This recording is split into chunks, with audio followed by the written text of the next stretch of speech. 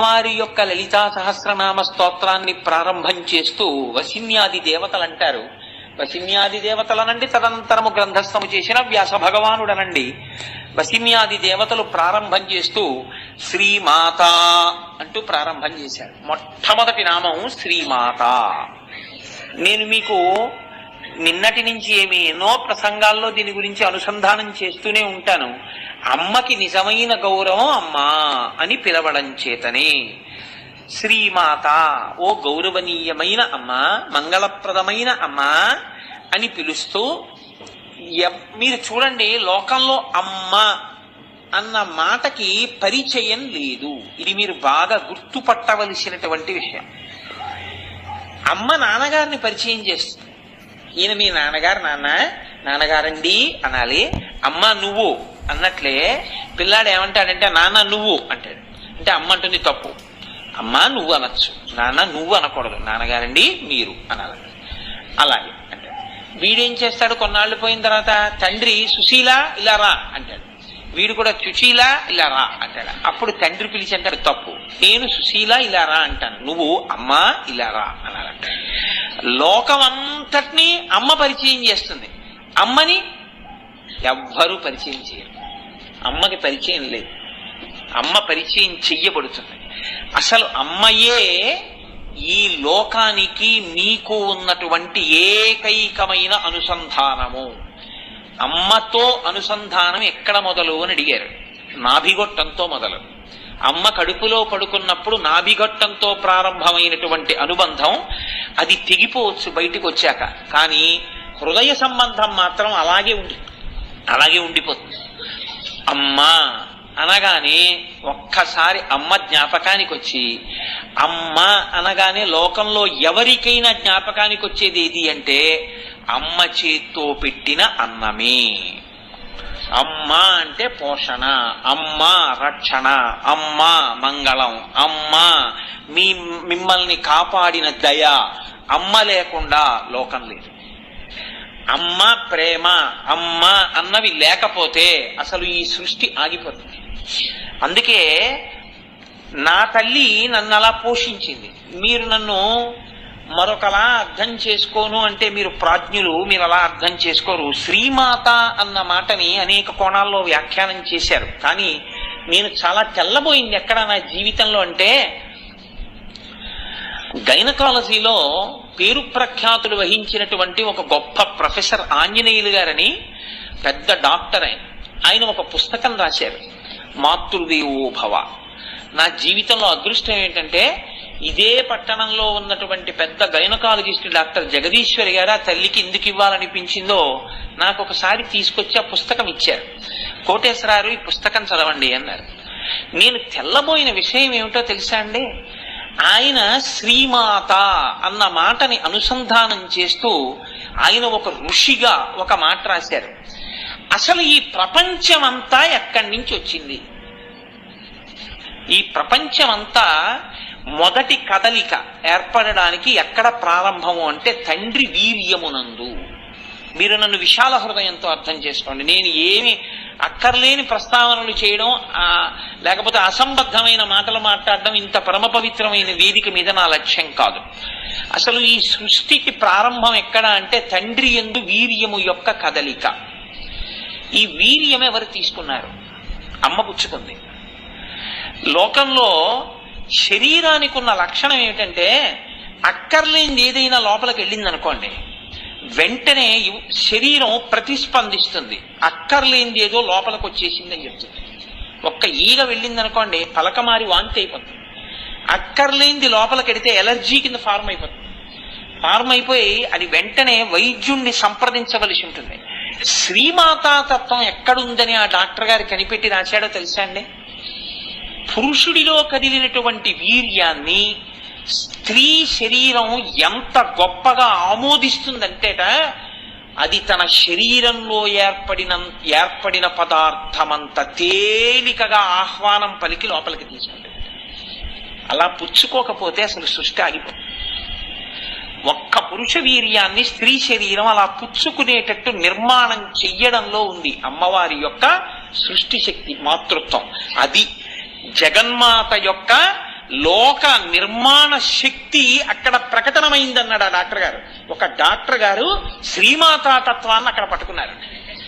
ఆయన రాసిన మాటల్లో నేను కదిలిపోయిన మాట ఎక్కడంటే, ఒక అద్భుతమైన మాట రాశారండి ఆయన. అంటే ఇంగ్లీష్ సెంటెన్సెస్ నాకు మళ్ళీ జ్ఞాపకం వచ్చినా వాటిని వాడడం నాకు అంత పెద్ద ఆసక్తి లేదు. తల్లి శరీరం ఉన్నప్పటికీ బిడ్డ పెరగడం అనేటటువంటిది, పిండం పెరగడం అనేటటువంటిది తల్లి యొక్క శరీరంలో ఇంకా ఏ ఇతర భాగమునందైనా జరగవచ్చా అంటేట, తల్లి శరీరంలో పిండం పెరగడానికి ఇంకా ఏ అవయవం దగ్గర ఉన్నటువంటి ఏది అంగీకరించబడదు. పిండం పెరగడం అంటే పిల్లవాడు పూర్తిగా తయారైపోయేంత వరకు పెరగాలి. పూర్తిగా తయారైపోయేంత వరకు పెరగాలి. లోపల పిల్లవాడు నొక్కుడు పడిపోకూడదు, తల్లి శరీరం పిట్లిపోకూడదు. అలా పెరగాలి. పిల్లవాడు బయటికి వచ్చిన తర్వాత మళ్ళీ అలా సంకోచం అయిపోవాలి. తగిన ముందు ఆ నీరు పెద్ద ప్రవాహం కింద వెళ్ళి కడుగుతుంది పిల్లవాడు బయటికి వస్తుంటే. అప్పుడు వాడు జారుతాడు కిందకి. ఏమి తల్లి, ఏమి జగన్మాత, ఏమి జగదంబ, ఏమి శ్రీమాత. ఒక గైనకాలజిస్ట్ దర్శనం చేశారు. ఇదయా అమ్మవారంటే, నేను ఇంతకాలం గైనకాలజీ ప్రొఫెసర్ గా వర్క్ చేసిన తరువాత ప్రతి స్త్రీ యొక్క ఊంబునందు శ్రీమాత ఎలా ఆవహించి ఉన్నదో, ఎలా లోపల యోగి తయారవుతున్నాడో నేను చూసి పొంగిపోతున్నానని రాసుకున్నాను ఆయన. నాతో, నేను ఒక డాక్టర్ని పొగడాలని చెప్తున్నానని మీరు అనుకోకండి. నాతో ఆ తల్లి జగదీశ్వరి గారు ఒకసారి అన్నారు, కోటేశ్వరారు పెద్దదాన్ని అయిపోయానండి, ఎన్నో పురుళ్ళు పోశాను, ఎంతమంది పిల్లల్లో ప్రసవం చూశాను, అయినా ఇంకా పురుళ్ళు పోస్తున్నాను, ఇంకా వైద్యం చేస్తున్నాను అంటే డబ్బుల కోసం కాదు కోటేశ్వరారు. ఏమిటో తెలుసా అంటే, నాకున్న గొప్ప శక్తి 9 నెలలు అమ్మ కడుపులో ఊపిరి పోసుకున్నటువంటి యోగి బయటికి వచ్చినప్పుడు ఆ అమ్మ కూడా చూడకముందు వాణ్ణి చూసే భాగ్యం నాకొక్కదానికి.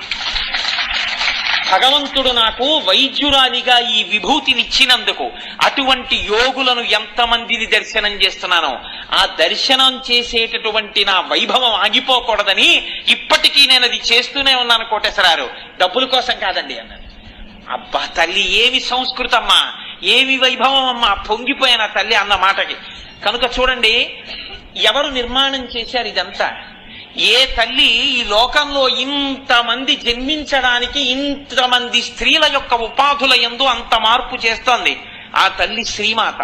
ఆ తల్లి అనుగ్రహం ఒక్క క్షణం లోపల ఉండగా లోపించి ఉంటే ఇవాళ ఇలా చూపించుకోవడానికి మనం లేవు. లోపల పసిగుడ్డుని కాపాడి అంత జాగ్రత్త చేసిన తల్లి మా అమ్మ. అటువంటి తల్లి, అన్నిటికన్నా చాలా ఆశ్చర్యకరమైనటువంటి విషయం ఏమిటంటే, పిల్లవాడు బయటికి రాగానే అమ్మ కడుపులోంచి, అమ్మ యొక్క స్తన్యములోంచి పసుపచ్చటి ముద్ద ఒకటి బయటికి ఊరుతుంది. ఇప్పటి వరకు దాన్ని తయారు చేసిన వాళ్ళు లోకంలో లేరట. దాన్ని డాక్టర్ గారు అన్నారు కోలోస్ట్రమ్ అంటారన్నారు. ఆ కోలోస్ట్రమ్ అని పేరు కలిగినటువంటి ఆ పసుపు ముద్దని వాడికి ఏమీ తెలియని స్థితిలో పళ్ళు లేనటువంటి చిన్ని నోటితో ఎంత ప్రేమో ఏమీ తెలియనటువంటి వాణ్ణి జగన్మాత ఆవహించి, నీ పోషణ, నిన్ను రక్షించడం, నేను నీ అమ్మ యొక్క స్తనముల యందు ప్రకాశిస్తున్నాను రా, అందుకే మనకి దేశంలో నన్ను మన్నించండి, స్త్రీ స్తనములు మాతృదేవత యొక్క స్వరూపంగా నిర్ణయింపబడి ఉత్తర క్షణమునందు నమస్కార యోగ్యములయ్యి. అందుకే మీరు ఏ స్తోత్రం చూడండి, అమ్మ స్తనాల్ని కీర్తనం చేస్తారు. ఎందుకని అంటే అన్యదృష్టితో కాదు, అదే మాతృస్థానం. ఆ మాతృస్థానమును సప్పరించి ఉండకపోతే ఈ పెదవులు, ఆనాడు మా అమ్మ స్తన్యము నుంచి ఊరినటువంటి కోలోస్ట్రమ్ నేను మింగి ఉండకపోతే ఇవాళ కోటేశ్వరరావు అనబడేటటువంటి ఇంత పెద్ద ఉపాధి ఉండేది కాదు. అది చప్పరించగానే ఉపాధికి కావలసిన బలం వచ్చేస్తుందట. విటమిన్ ఏ, విటమిన్ కే లోపలికి వెళ్ళిపోతాయిట. లోపల ఉన్న ఊపిరితిత్తులు, జీర్ణాశయం అన్నీ పనిచేస్తాయిట.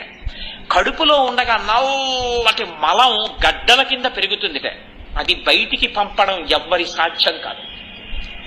ఆ కోలోస్ట్రమ్ మింగగానే తేలికగా పిల్లవాడు నల్లటి మలాన్ని విసర్జించేసి శరీరంలో ఉన్న మలినాలన్నీ వెళ్ళిపోతాయి.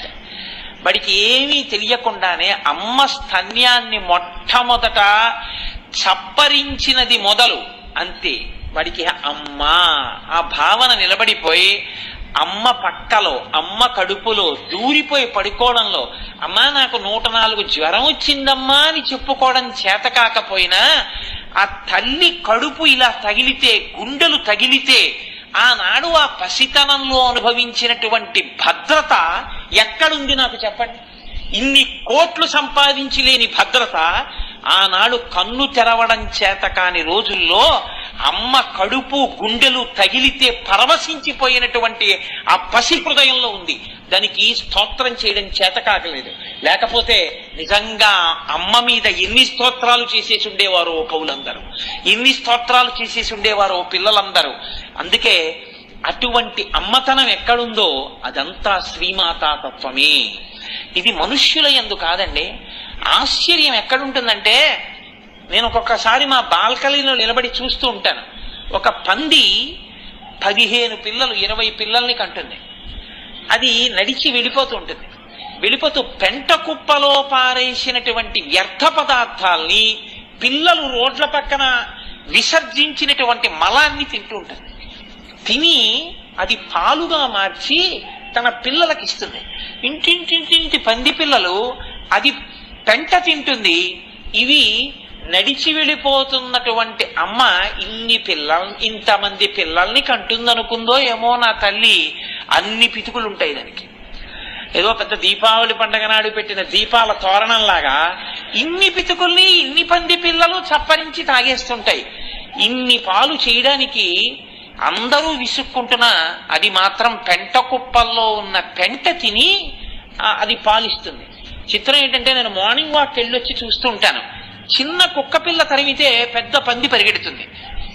పిల్లలున్న పంది పెద్ద కుక్క అటుగా వెడుతుంటే ధైర్యంగా నిలబడి దాని మీద తిరగబడుతుంది. ఎక్కడి నుంచి వచ్చింది ఆ బలం? అంటే పిల్లల్ని కుక్క ఎత్తుకుపోతుందేమో అని దాని ఆరాటం. ఎంత బెంగో ఆ పిల్లల్ని కాపాడుకోవాలని. అది పంది కావచ్చండి, అది కుక్క కావచ్చు, అది పిల్లి కావచ్చు, కానీ దాని పిల్లల్ని అది రక్షించుకునేంత వరకు ఎవరు నేర్పారు? ఎవరు పరిచయం చేశారు? ఇవి నీ పిల్లలు నువ్వు పాలి అని ఎవరు నేర్పారు? అంతే, దాని శరీరం నుంచి పాలు స్రవించాయి. ఇది శ్రీమాత. ఎక్కడ ఉంది శ్రీమాత అని చెప్తారు? శ్రీమాత అన్న మాట లలితా సహస్రనామ స్తోత్రం నేనంటాను. ఈ ఒక్క నామం చాలదా మీ హృదయం పరవశించిపోవడానికి? అమ్మవారి వంక చూసి శ్రీమాత అని పిలవడానికి భయం ఎందుకు? ఇప్పుడు ఉపాసన ఏమిటి? అమ్మవారిని ఉపాసన చేస్తే అదైపోతుంది, ఇదైపోతుంది, ఇలా చెయ్యాలి, ఇలా నైవేద్యం పెట్టాలి. ఎవరు చెప్పారు? నువ్వు ఏ నైవేద్యం పెడితే మీ అమ్మ నీకు పాలిచ్చింది? నువ్వు మీ అమ్మ పాలు తాగావా? నువ్వు నైవేద్యం పెడితే మీ అమ్మ నిన్ను రక్షించిందా? ఎవ్వరికీ లేనన్ని భయంకరమైన విషయాలు అమ్మవారి ఉపాసనలో మీరు ఎందుకు చెప్తారు? చేతకాని మాటలు చెప్పి పిల్లల్ని భక్తుల్ని పాడు చేయకూడదు. అమ్మని అమ్మగా చూడటం వస్తే అమ్మవారంత గొప్పది లోకంలో. అమ్మయే అమ్మవారు. మీరు అమ్మగా అమ్మవారిని చూడండి, అమ్మతనం అంతటితో మిమ్మల్ని ఆవిడ రక్షిస్తుంది. అమ్మని మగవాడిగా చూస్తేనే దోషం. నేను మగవాణ్ణి అన్న భావనతో అమ్మని చూస్తే ఏ అమ్మ క్షమించదు. అమ్మవారైనా అంతే. మీరు కొడుకుగా నిలబడి నమస్కారం చేయండి, మిమ్మల్ని ఆదుకోవడానికి అమ్మ ఎప్పుడూ సిద్ధం. మన వేదం మనకేం నేర్పింది అంటే మాతృదేవో భవ. ముందు నమస్కారం అమ్మకే. ఎందుకని? సృష్టికర్త ఆవిడ. మీకు గర్భాలయం ఆవిడిచ్చింది. బయటికి వచ్చిన తర్వాత పాలు పట్టింది సృష్టికర్త, స్థితికర్త, ప్రళయకర్త. ఆవిడ నిద్ర పుచ్చింది మిమ్మల్ని. నిద్ర స్వల్పకాలిక లయం. కాబట్టి సృష్టికర్త, స్థితికర్త, ప్రళయకర్త ముగ్గురు అమ్మలో ఉన్నారు కనుక అమ్మయే మొదటి దైవం. కాబట్టి మాతృదేవో భవ. అమ్మ కన్నా గొప్ప గురువు లోకంలో ఉండడు. నేను చదివిన పుస్తకం మీరందరూ వీలైతే బాగా చదువుకున్న వాళ్ళు కాబట్టి ఆ పుస్తకం ఎప్పుడైనా చదవండి. నేను ఆ పుస్తకం మీద ఎన్ని ప్రసంగాలు చేయగలుగుతాను. మీరు అందులో ఆయన ఒక చాప్టర్ రాశారండి ప్రత్యేకంగా. అందులో ఆయన ఒక మాట రాశారు. భారతీయ పురాణాల్లో నారదుడు వచ్చి ప్రహ్లాదుడు కడుపులో ఉండగా లీలావతికి విష్ణుతత్వం చెప్తే లోపల కొట్టాడంటే ఏదో అంటారు. పరమసత్యం అని రాశారు. పరమసత్యం. అమ్మ కడుపుతో ఉన్న దగ్గర నుంచి ఏది వింటుందో పిల్లలు అటువంటి వాళ్లే పుడతారు. అమ్మ కడుపుతో ఉన్న దగ్గర నుంచి ఎటువంటివి తింటుందో అటువంటి వాళ్లే పుడతారు. అమ్మ కడుపుతో ఉన్న దగ్గర నుంచి ఏవి చూస్తుందో అటువంటి వాళ్లే పుడతారు. ఇవాళ జాతి నిర్వీర్యం ఎక్కడైపోతోందంటే విపరీతమైన రజోగుణ తమోగుణ ప్రకోపం కలిగినటువంటి, ఇక నేను పూర్తి చెయ్యక్కర్లేదు, వాటి వలన వచ్చాను. కాబట్టి శ్రీమాత అమ్మ తాను సృష్టికర్త అయి, స్థితికర్త అయి, ప్రళయకర్త అయి ఆ అమ్మ నిన్ను పోషిస్తోంది. కాబట్టి మొట్టమొదటి నమస్కారం ఎవరికి? మాతృదేవో భవ. అసలు ఇది కడుపులో ఆనందం పెరిగిపోయిన వాళ్ళు అన్నారు, నేను మా అమ్మనే అమ్మ అని పిలిచిన అమ్మ, నేను మా అమ్మని పిలిచానని నన్ను పక్కన పెట్టే దుస్మా అన్నారు. నువ్వు మీ అమ్మని కదురా అమ్మ అని పిలిచావు, నన్ను పిలవలేదుగా అమ్మ అని అంటావేమో. అమ్మ అలా అనుకోకు. అమ్మా అయ్యా అతంచు ఎవ్వరిని నేనన్న శివా నిన్నేను సుమి, నీమది తల్లిదండ్రులటంచుం చూడగాబోకు, నాకిమ్మై తల్లియు తండ్రియున్ గురుడు నీవే కాక, సంసారపు చిమ్మం చీకటి కప్పకుండా కనుమా శ్రీకాళహస్తీశ్వర అంటాడు దుర్జటి. నేను ఎవ్వరి దగ్గరికైనా వెళ్ళి ఏమ్మా అంటే వెంటనే నేను మా అమ్మ పార్వతీదేవినే పిలిచినట్టు, నేను ఏమయ్యా అంటే నేను నా తండ్రి పరమశివుణ్ణే పిలిచినట్టు. అంతేకాని నేను అమ్మా అమ్మా అని ఎవరినో పిలిస్తే నువ్వు వాళ్ళని పిలిచావు ననకు తండ్రి, నేను అమ్మా అన్నప్పుడల్లా మా అమ్మనే పిలుస్తున్నానన్నారు. ఏమయ్యా ఈ అమ్మ అయితే అన్నం పెట్టిందయ్యా నీకు, ఈ అమ్మ అయితే పాలిచ్చింది, జగదంబ ఏమిచ్చిందయ్యా నీకు, జగదంబ ఏమన్నం పెట్టింది అంటారేమో. పేరాల భరత శర్మ గారు పొంగిపోయారు మహానుభావుడు. శారదానంద లహరితో ఆయన అంటారు, ఒక్కడు ఏనుగుముఖంబునను మరొక్కడు ఆరుముగాలతోడ నీ అక్కున పాలుద్రావా, జగమంతయు బిడ్డలు కన్న తల్లి నేడెక్కడ నుండి చేపెదకో, ఇనగోళము చంద్రగోళమున్ తక్కక నీయురంబునను తల్పకయున్న అహర్నిశంసతి అన్నారు. అమ్మా నీకు 2 కొడుకులున్నారు, మేము నీ కొడుకులమేగా, మేము నీ పిల్లలమేగా, ఈ సమస్త పిపీలికాది పర్యంతమనకు నువ్వు తల్లివి కదా, అందుకు కదా నిన్ను అఖిలాండేశ్వరి అని జగన్మాత అని పిలుస్తున్నాం కదా. అమ్మా అంటే నిన్నే కదా అమ్మా పిలుస్తాం. అమ్మా మరి నువ్వు 2 పిల్లలకే పోషిస్తున్నావే, ఒకడేమో ఏనుగు ముఖంతో ఉన్నాడు, వాడేమో ఎడమ తొడ మీద కూర్చున్నాడు, ఒకడేమో 6 ముఖాలతో ఉన్నాడు, వాడేమో కుడి తొడ మీద కూర్చున్నాడు. వీళ్ళిద్దరూ నీ 2 స్తన్యాలు తాగుతున్నారు పిల్లలని. ఒకడికి పొట్ట ఏనుగు తలకాయ కాబట్టి ఏనుగు పొట్టే, అది అప్పటికి నిండుతుందమ్మా పాలతో, ఇది నిండే లోపల జీర్ణం అయిపోతుంటాయి. ఇంకొకడు పోన్లేరా ఇమ్మయ్య తాగేశాడు అందానా ఉండు, ఒక్క ముఖమే అయిందని 2వ ముఖంతో మొదలెడతాడు. 6వ ముఖం పూర్తయ్యేటప్పటికి 1వ ముఖానికి ఆకలేసిందని మళ్ళీ 1వ ముఖం పెడతాడు. అమ్మా ఒక్కడు ఏనుగు ముఖం పోనను మరొక్కడు 6 ముగాలతోడ నీ అక్కున పాలుత్రావ, జగమంతయు బిడ్డలు కన్న తల్లి. అమ్మ నీకు వాళ్ళిద్దరే కాదుగా పిల్లలు, మేమందరం ఉన్నాం. మంచి వేసవకాలంలో రైలు దిగి ఇంకొక 5 నిమిషాలే రైలు ఆగుతుంది, వెళ్ళిపోతుంది. పరిగెత్తుకుంటూ వెళ్ళి కూలర్ దగ్గరికి పాపం ఎవరో ఒక ఆయన ఒక గుక్కడి నీళ్లు తాగుదాం అనుకున్నాడు. ఉండండి నన్ను ఈ సీసా పట్టేసుకొని ఇవ్వండి అన్నాడు ఒకడు. అది ఎంత ఉంది, నా అంత పొడుగుంటుంది ఆ సీసా.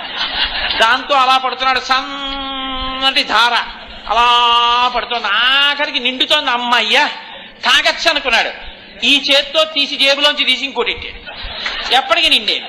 అలా 6 ముఖాలతోడ ఒక ఆయన 6 ముఖాలతో తాగుతున్నాడు, ఒక ఆయన ఏనుగు ముఖంతో తాగుతున్నాడు. అమ్మ మాకెప్పుడు ఎడతావన్నావు, మాకెప్పుడు ఇస్తావు పాలు, మమ్మల్ని ఎప్పుడు ఉద్ధరిస్తావు, మరి అమ్మ అని మేము పిలుస్తున్నాం కదా అంటే అమ్మవారు అందుట ఆగండి, ఇలా వరుస క్రమంలో పిల్లలందరికీ అన్నం పెట్టడం నాకు అలవాటు కాదు, ఆకలిగానే అన్నం పెట్టేస్తాను. అందుకే మీ అందరికీ అన్నం పెట్టేయడానికి ఇవాళ నుంచి నేనేం చేస్తానో తెలుసా, ఇనబంబము చంద్రబింబము తక్కక నీ యురంబునను దల్పకయున్న అహర్నిశల్సతి.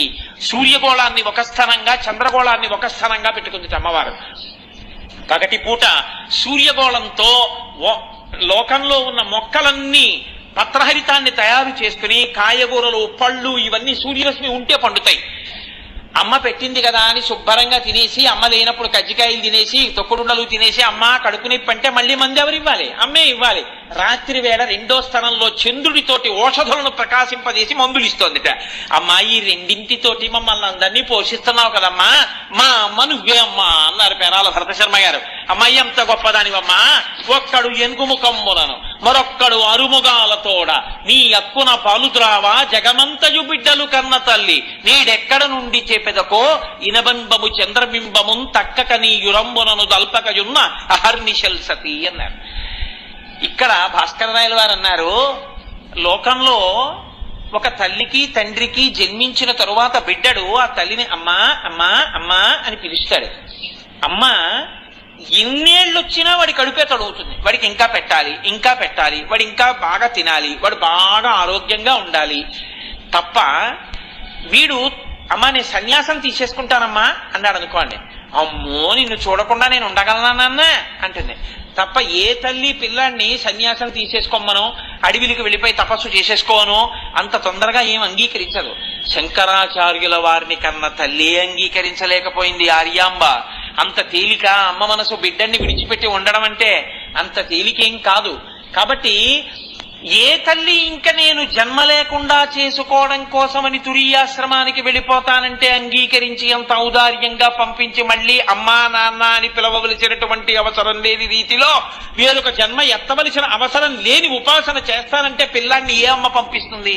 ఎంతసేపు తన కొడుకుగా ఉండమని అడుగుతుంది. కానీ ఈ అమ్మ ఏం చేస్తుందిట, ఒక్కసారి శ్రీమాత అని పిలిస్తే శివజ్ఞానం ఇచ్చేస్తుంది. శివజ్ఞానం దొరికిందనుకోండి ఏమవుతుంది? అంతే, ఒక్కసారి వేదము చేత ప్రతిపాదింపబడినటువంటి సమస్త జ్ఞానము కరతలామలకం అవుతుంది. తను జ్ఞాని అవుతాడు. ఆ జ్ఞానము కలగగానే ఇక మళ్లీ పుట్టవలసిన అవసరం లేకుండా పునరావృత్తి రహిత శాశ్వత శివ సాయుధ్య స్థితిని పొందేస్తాడు. మిగిలిన అమ్మల్ని అమ్మా అమ్మా అమ్మా అంటే వాళ్ళు ఇంకా నాన్న నువ్వు నన్ను అమ్మా అమ్మా అంటూనే ఉండాలంటారు. ఈ అమ్మను అమ్మా అని పిలిస్తే ఇక మళ్లీ వేరొక జన్మలో అమ్మా అని ఎవరిని పిలవవలసిన అవసరం లేని రీతిలో మోక్షాన్ని ఇస్తుంది. కాబట్టి అమ్మా నువ్వు శ్రీమాత, నువ్వు ఇంత గొప్పదానివమ్మా, ఇహ సంసార క్లేశం ఉండదు నిన్ను పిలిచిన వాడికి. అందుకే ఇది తెలిసి చెయ్యండి తెలియక చెయ్యండి అంతే ఆ శక్తి. జ్ఞాన సంబంధర్ని చిన్న వయస్సులో ఉండగా తండ్రి గారు అక్కడ మంటపంలో కూర్చోబెట్టి స్నానం చేయడానికి ఎడుతున్నారు. నానా నానా అని వాడు ఏడుస్తున్నాడు. ఉరే నేను వెళ్ళి స్నానం చెయ్యడానికి మునక వేసినప్పుడు నీకు భయం వేస్తే అదిగో గోడ మీద ఉన్నారే ఇద్దరు పార్వతీ పరమేశ్వరుల యొక్క మూర్తులు చెక్కబడి ఉన్నాయి, వాటిని చూపించన్నాడు. ఆవిడ అమ్మ, ఆయన నాన్న. ఇంట్లో అమ్మ, ఇక్కడ నేను ఉన్నాం కదా, నీకు నాకు వీళ్ళకి అందరికీ అమ్మా నాన్న వాళ్ళు. అమ్మా అంటే మీ అమ్మ పలుకుతుందా? నానా అంటే పలుకుతారా? అంతకన్నా అమ్మా అని నువ్వు ఆర్తితో పిలవాలి, కానీ పరుగు పరుగున వస్తుంది. మీ అమ్మ ఇక్కడి నుంచి పిలిస్తే వినపడకపోవచ్చు మీ అమ్మకింటికి, కానీ ఈ అమ్మని నువ్వు ఆర్తితో లోపల అమ్మా అన్నా సరే వచ్చేస్తుందిరా. నీకు భయం వేస్తే ఆవిడ్ని పిలన్నాడు. అది పసి హృదయం అండి, నమ్మేసింది. నమ్మకంలో ఉంది ఏదైనా. నమ్మని వాడికి ఎంత చెప్తే మాత్రం ఉపయోగం ఏముంది? కాబట్టి వెళ్ళాడు, స్నానం చేద్దామని నీటిలో ములిగాడు. అమ్మో తండ్రి నీటిలో మునిగిపోయాడని భయం వేసి ఒక్కసారి గోడ వంక చూశాడు. పిలిస్తే పలుకుతుంది అన్నాడుగా, అందుకని ఆ బెంగతో అమ్మా అమ్మా అన్నాడు. అంతే, పరమశివుడు అన్నాడు అమ్మా అమ్మా నమ్మి పిలిస్తే కూర్చుంటావే లేరా అని చెయ్యట్టుకు తీసుకొచ్చాడు. ఇద్దరు వచ్చేశారు. ఈ పిల్లాడు చూసి అమ్మా అమ్మా అమ్మా అని ఏడుస్తున్నాడు తండ్రి కోసమని. పరమశివుడు అన్నాడు అమ్మా అమ్మా అని ఏడిచిన పిల్లాడు నోటితో చెప్పుకోవడం రాని పిల్లాడు ఏం చేస్తుందమ్మా, వెంటనే పాలు ఇవ్వాలి, వాడు బెంగ తీరడానికి పాలి అన్నాడు. అంటే ఆవిడంది ఏమిటో చాలా తేలిగ్గా చెప్పేస్తున్నారు పాలిమ్మని, నేను పాలిస్తే మీ జ్ఞానం వస్తుందంది ఆవిడ. నా జ్ఞానమే వచ్చిందో నీ జ్ఞానమే వచ్చిందో, వాడు అమ్మా అన్నాడు ఏడిచాడు, ఇచ్చే అదే అమ్మతనం అన్నాడు. నాకు ఉందా అమ్మతనం అంది ఆవిడ, పాలిచ్చేస్తుంది. తండ్రి నీటిలోంచి పైకి లేచాడు, పైకి ఎక్కుతున్నాడు తువ్వాలతో తుడుచుకుని. ఇద్దరు అంతర్ధానం అయిపోయారు. పిల్లవాడి నోటి నిండా పాల చారికలున్నాయి. తండ్రి చూసి అన్నాడు, రే ఎవరి పాలు తాగెవరా దుర్మార్గుడా అన్నాడు. నాన్నగారు మీరే కదా చెప్పారు, పిలిచానండి, అమ్మ వచ్చిందండి, అమ్మ వచ్చి పాలిచ్చింది తాగాను అన్నాడు. నిజంగా అమ్మ నీకు పాలిచ్చిందిరా అన్నాడు. అవునండి అన్నాడు. ఏవి ధన్యుడివిరా అని ఎత్తుకుని గుళ్ళోకి ఎడుతున్నాడు. వాడు చిన్ని చేతులు తాళం వేస్తూ పత్తికాలు పాడడం మొదలెట్టాడు. అమ్మవారి స్తన్యము నుంచి స్రవించిన పాలు తాగాడు, అంతే జ్ఞానం వచ్చేసింది వాడికి. ఆ చిన్ని చేతులతో పత్తికాలు పాడుతూ ఇలా ఇలా తాళం వేస్తే అరిచేతులు ఎర్రబడ్డాయి. చూడలేక పార్వతీ పరమేశ్వరులు పైనుంచి బంగారు తాళాల కిందకి వదిలేరు. వాడు చిన్నప్పటి నుంచి తాళం వేస్తూ ఆఖరికి పెళ్ళవగానే భార్యతో కలిసి పరమశివుల్లో లీనమైపోయారు. జ్ఞాన సంబంధాలు అమ్మా అని ఒక్కసారి పిలిచాడు జ్ఞాన సంబంధాలు, అంతే. మొత్తం శైవవాంగ్మయంలో 63 మంది నాయనార్లలో అత్యంత గౌరవాన్ని పొందినటువంటి పెద్ద నాయనారై జ్ఞానసంబంధర్ అన్న పేరుతో జగద్విఖ్యాతి పొందాడు మహానుభావుడు. మీరు ఏ దేవాలయానికి వెళ్ళండి, 63 మంది నాయనార్లలో వయసులో చిన్నవాడై అంతటి పెద్దరికాన్ని పొందినవాడు జ్ఞాన సంబంధర్, వయసులో అంత పెద్దవాడై జ్ఞాన సంబంధర్ పల్లకి కూడా మోసినవాడు అప్పర్. ఇద్దరిద్దరే మహానుభావులు. కాబట్టి అటువంటి జ్ఞాన సంబంధర్ ఒక్కసారి అమ్మా అని పిలిస్తే, ఆర్తితో నమ్మి పిలిస్తే అంతే, ఇహ మళ్ళీ జన్మలేదు, ఐక్యం అయిపోయారు. శ్రీమాత అలా పిలవగలిగితే ఇహ జన్మలేదు. కాబట్టి ఇంకా లలితా సహస్రం 999 నామాలు ఏంటండి, శ్రీమాత ఒకటి అర్థమైతే అయిపోయింది అంతే, ఒక్క నామం. ఇప్పుడు చెప్పండి, ఇది వ్యాఖ్యానం అంటే ఏమిటంటే, ఇది అమ్మవారు అందుకు ఎంచుకుంది భాస్కర్ రాయల వారిని. ఆ నామము వెనక ఉన్నటువంటి శక్తిని వినడం చేత మీరు శ్రీమాత అన్నప్పుడు, ఇప్పుడు కనుక శ్రీమాత శ్రీ మహాలక్ష్మి శ్రీమత్ సింహాసనేశ్వరి అనగలరా? శ్రీమాత అని ఆగుతారు ఒకసారి. అబ్బా ఏమమ్మా, ఓ శివాలయంలో కూర్చుని మీరు లలితా సహస్ర పారాయణం చేస్తున్నారు అనుకోండి, మీకు ఎదురుగుండా అమ్మవారు కనపడుతోంది అనుకోండి, తలంచుకుని శ్రీమాత శ్రీ మహారాజ్ని శ్రీమత్ సింహాసనేశ్వరి అనగలరా కాచాయని గారు? శ్రీమాత అని ఆగుతారు ఒకసారి. ఆ ఆనందం జరుస్తుంది లోపల నుంచి. ఇలా రావడానికి కారణం దాని వైభవం ప్రకాశించింది హృదయంలో. కనుక అమ్మా అని పిలిస్తే చాలు, ఇక మళ్ళీ అమ్మా అని పిలవవలసిన అవసరం తీయగలిగిన తల్లి, ఇక మళ్ళీ జన్మలేని తనాన్ని ఇవ్వగలిగిన తల్లి.